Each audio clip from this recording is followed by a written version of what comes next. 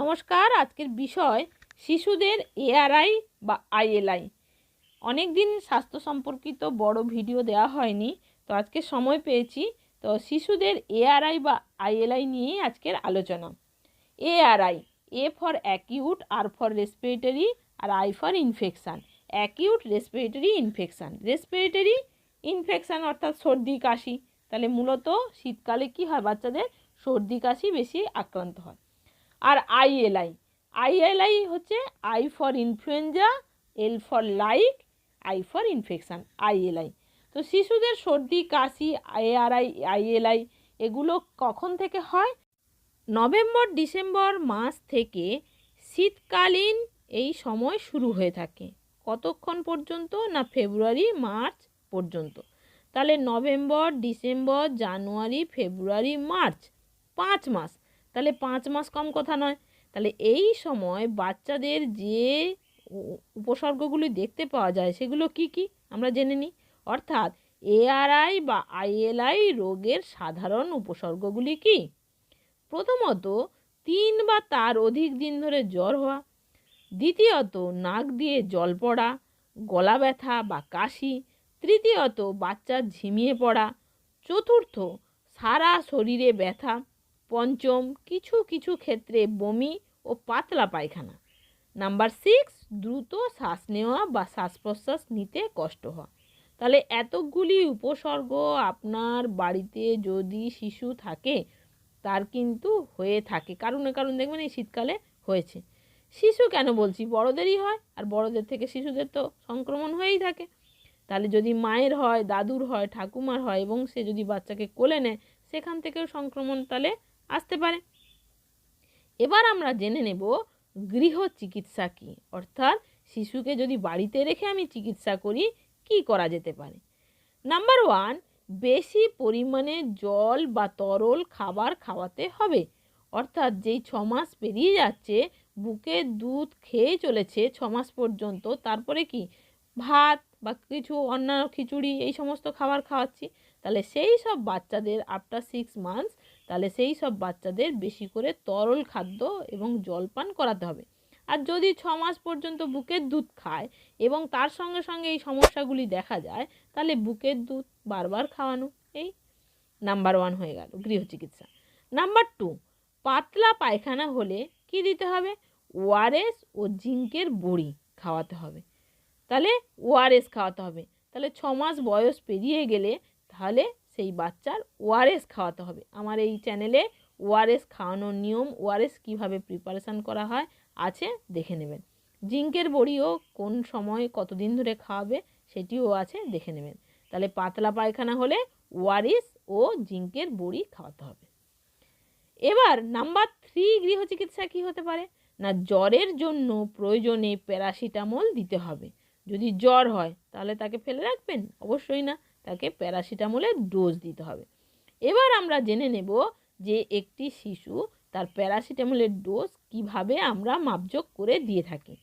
তাহলে অনেক সময় দেখা যাচ্ছে যে ডাক্তারবাবুর কাছে যেতে হলে অনেক দূরে যেতে হয়, তাহলে আমি বাড়িতে একটি প্যারাসিটামল রাখবো, এবং প্রত্যেক বাড়িতেই দেখবেন আছে।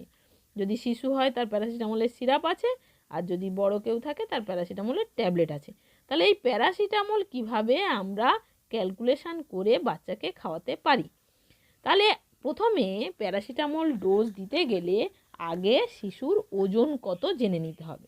কেন না ওজনের সঙ্গে একটি ক্যালকুলেশন রয়েছে। প্যারাসিটামলের ডোজ 10 থেকে 15 মিলিগ্রাম প্রতি কিলোগ্রাম দৈহিক ওজনের জন্য প্রতিবার, সর্বাধিক দিনে 5 বার এবং সর্বনিম্ন 4 ঘন্টার ব্যবধানে খাওয়াতে হবে। তাহলে এটা ভালো করে আমরা জেনে নিই। তাহলে একটি বাচ্চার ধরা যাক 5 কেজি ওজন, তাহলে 15 গ্রাম প্রতি কেজি বডি ওয়েট। তাহলে 5কে 15 দিয়ে গুণ করুন, কারণ 15 মিলিগ্রাম পার কেজি 1 কেজিতে দেব। তাহলে বাচ্চাটির ওজন 5 কেজি, তাহলে 15 ইন্টু 5, তাহলে কত হয়? 15 দুগুণে 30, 15 তিনে 45, 15 চারে 60, 15 পাঁচে 75। অর্থাৎ ওই শিশুটি প্রতিবার 75 গ্রাম করে পাবে একটি সিরাপের ডোজ, কিংবা প্যারাসিটামল ট্যাবলেট থাকলে ট্যাবলেট জলে গুলে ডোজ। এবার কি করে আমি বুঝবো যে প্যারাসিটামল কত খাবে, কত এমএল খাবে, 1 ml খাবে না 2 ml খাবে?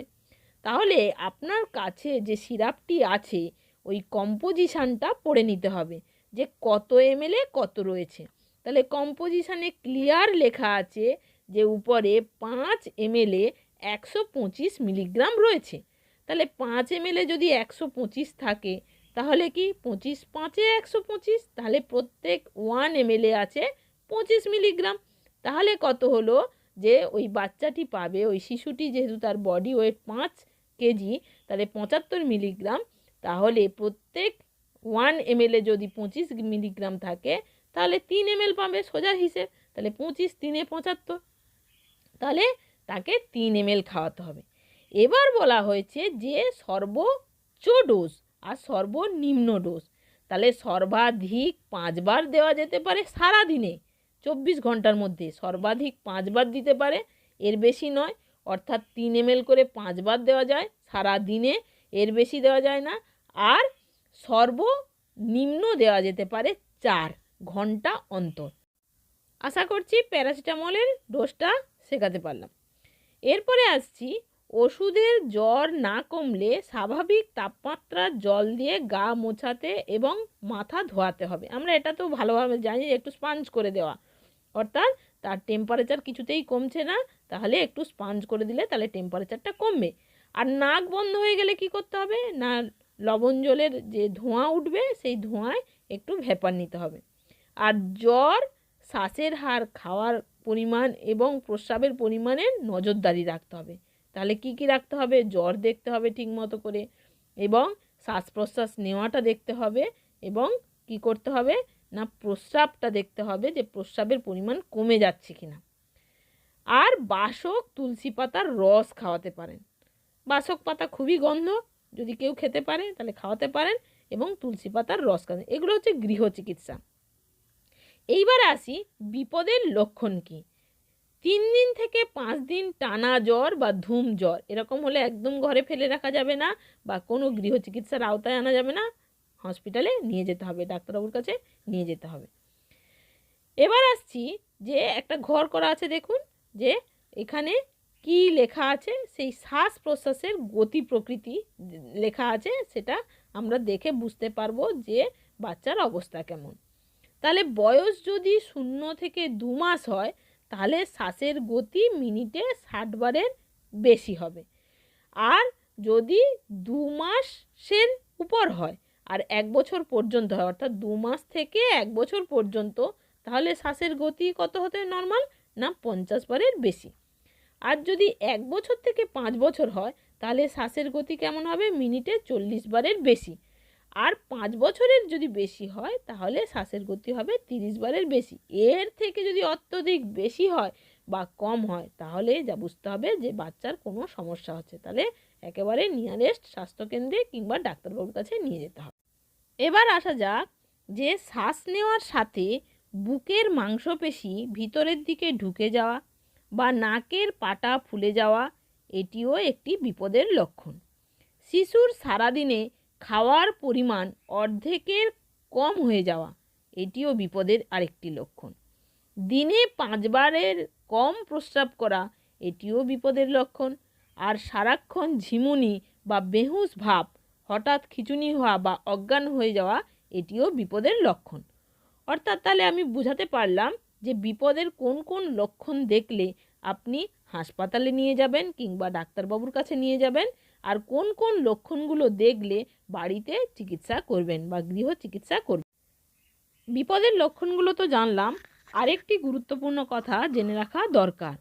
যদি শিশু অপুষ্টিতে ভোগে, অর্থাৎ ম্যালনিউট্রিশনে ভোগে, কিংবা শিশু যদি ডায়াবেটিস হয় বা হার্টের প্রবলেম থাকে, কিংবা শ্বাস প্রশ্বাসের প্রবলেম থাকে, সমস্যা থাকে, কিংবা কিডনি রোগাক্রান্ত শিশু হয়, এই ধরনের কোনো ধরনের অসুখ যদি থাকে এবং সেই শিশুর যদি ARI বা ILI এর লক্ষণ, যে লক্ষণগুলো দেখলে গৃহ চিকিৎসা করা যায়, কিন্তু এই সমস্ত শিশুর ক্ষেত্রে ওই লক্ষণগুলো দেখলেও ডাক্তারবাবুর পরামর্শ অবশ্যই নিতে হবে।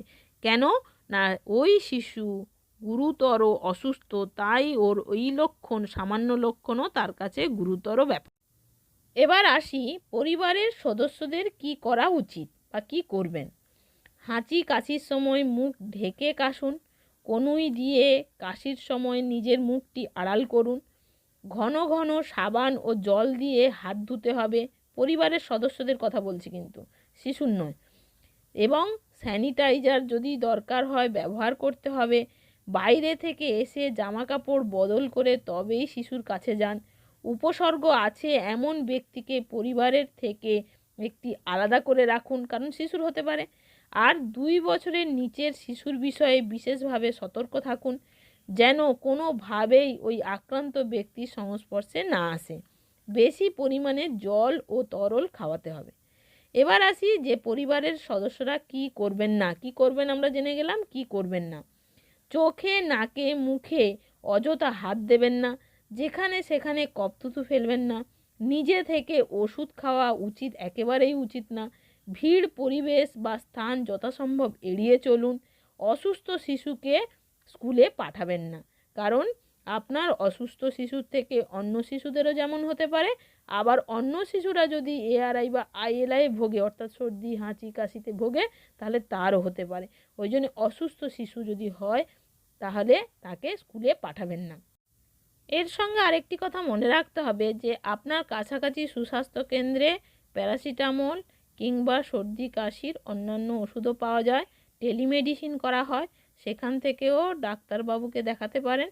এছাড়া আরেকটি গুরুত্বপূর্ণ কথা হচ্ছে, প্যারাসিটামলের ডোজ যদি ক্যালকুলেশন করতে না পারেন তাহলে আপনি আপনার নিয়ারেস্ট স্বাস্থ্যকেন্দ্রে যোগাযোগ করুন। সেখানে আপনাকে প্যারাসিটামলের ডোজ আপনার শিশুকে কত খাওয়াতে হবে বলে দেবেন। তাহলে আশা করছি আপনারা বুঝতে পারলেন যে ARI বা ILI কি, অর্থাৎ সর্দি কাশি এই যে শিশুদের হয়ে থাকে, তাহলে আপনি বাড়িতে কিভাবে চিকিৎসা করবেন, বা আপনার বাড়িতে যদি অন্যদের সর্দি কাশি হয়ে থাকে সেখান থেকে আপনার বাচ্চাকে অর্থাৎ শিশুকে কিভাবে প্রোটেকশান দেবেন। আশা করি বোঝাতে পারলাম। যদি চ্যানেলটি ভালো লাগে তাহলে লাইক এবং সাবস্ক্রাইব করে দিন, কারণ এই চ্যানেলে স্বাস্থ্য রিলেটেড আমি টপিকগুলো নিয়ে আসছি আপনাদের জানার জন্য। এবং সেটি জানলে কি হবে না, আপনি আপনার বাড়িতে বসে থেকে সুস্বাস্থ্যের দিকে নজর দিতে পারবেন।